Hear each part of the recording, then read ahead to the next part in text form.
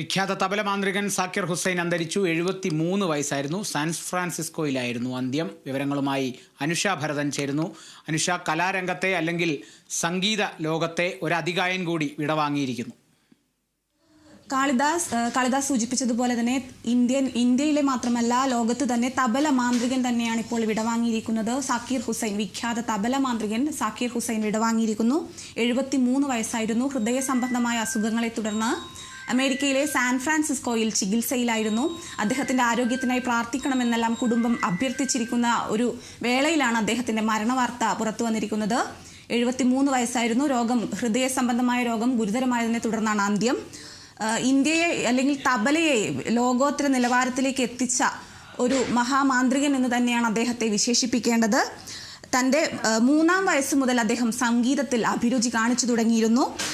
തബലയിൽ അദ്ദേഹത്തിൻ്റെ പിതാവ് തന്നെയാണ് ഗുരു. അദ്ദേഹത്തിൻ്റെ പിതാവ് ഉസ്താദ് അല്ലാ രഖയാണ് അദ്ദേഹത്തിൻ്റെ തബലയിൽ അദ്ദേഹത്തിൻ്റെ ഗുരു. ആ ഒരു പിതാവിൻ്റെ പാത പിന്തുടർന്ന് തന്നെയാണ് അദ്ദേഹം ഈ ഒരു തബല മാന്ത്രികൻ എന്ന നിലയിലേക്ക് ഉയർന്നത്.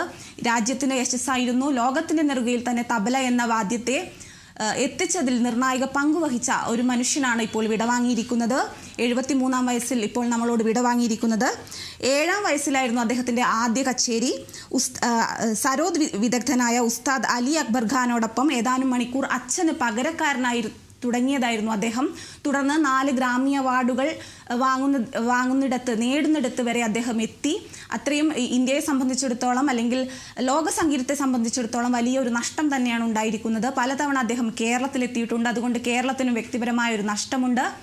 പല അത്തരത്തിൽ നോക്കുകയാണെങ്കിൽ 3-ാം വയസ്സ് മുതൽ ഇത്തരത്തിൽ തൻ്റെ മകനൊരു അഭിരുചിയുണ്ട് എന്ന് കണ്ട്, തബലയിൽ ഒരു അഭിരുചിയുണ്ട്, തബലയിൽ ഒരു ഭാവിയുണ്ട് എന്ന് കണ്ടെത്തി അദ്ദേഹത്തിന് പരിശീലനം നൽകിയ പിതാവിനെ കൂടി ഈ ഒരു വേളയിൽ നമ്മൾ ഓർമ്മിക്കേണ്ടതുണ്ട്.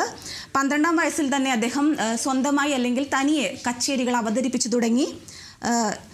ആദ്യത്തിൽ 12-ാം വയസ്സിൽ പട്നയിൽ ദസറ ഉത്സവത്തിൽ 10,000-കണക്കിന് ആളുകളെ മുൻനിർത്തിയുള്ള ഒരു വേദിയിൽ തബല അവതരിപ്പിച്ചുകൊണ്ടായിരുന്നു അദ്ദേഹത്തിൻ്റെ ഒരു കച്ചേരി, തനിച്ചുള്ള അല്ലെങ്കിൽ ഒറ്റയ്ക്കുള്ള ഒരു കച്ചേരി തുടങ്ങിയത്. അത്തരത്തിലെല്ലാം നോക്കുകയാണെങ്കിൽ വലിയ രീതിയിൽ എല്ലാ രീതിയിലും അല്ലെങ്കിൽ ലോകത്തിന് നെറുകയിൽ തബല എന്ന വാദ്യത്തെ എത്തിച്ച അദ്ദേഹത്തിന് തബല മാന്ത്രികൻ എന്ന് തന്നെയാണ് പറയേണ്ടത്. രാജ്യം പത്മശ്രീ, പത്മഭൂഷൺ, പത്മവിഭൂഷൺ തുടങ്ങിയ അവാർഡുകളെല്ലാം നൽകി, പരമോന്നത ബഹുമതികളെല്ലാം നൽകി ആദരിച്ചിട്ടുണ്ട്. 4 ഗ്രാമി അവാർഡുകൾ അദ്ദേഹം നേടിയിട്ടുണ്ട്. അത്ര വലിയ ഒരു മനുഷ്യനാണ് ഇപ്പോൾ വിടവാങ്ങിയിരിക്കുന്നത്.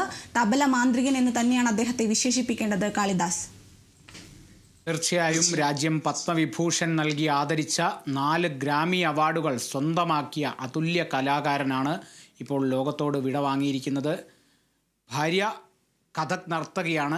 അന്റോണിയ മിനക്കോളെ കഥക് നർത്തകിയാണ്. അത്തരത്തിലൊരു പാരമ്പര്യം കൂടിയുണ്ട്. ഏറെ നാളായി കലാരംഗത്ത് മികച്ച രീതിയിൽ ശോഭ തെളിയിച്ച അല്ലെങ്കിൽ ശോഭയാർന്നൊരു കരിയർ ഉണ്ടായിരുന്നൊരു വ്യക്തി കൂടിയാണ്. അതുല്യ വ്യക്തിയാണ്. തീർച്ചയായും വാദ്യരംഗത്ത് അല്ലെങ്കിൽ തബല എന്നൊരു വാദ്യോപകരണത്തെ ലോകത്തിൻ്റെ നെറുകയിൽ എത്തിച്ച ഒരു അതുല്യ കലാകാരൻ കൂടിയാണ്. ആ ഒരു മാന്ത്രിക വിസ്മയം, തബലയിൽ മാന്ത്രികത തീർത്ത ആ മഹാമാന്ത്രികൻ വിടവാങ്ങിയിരിക്കുകയാണ്. അനുഷ ഭരതനാണ് വിവരങ്ങൾ നൽകിയത്.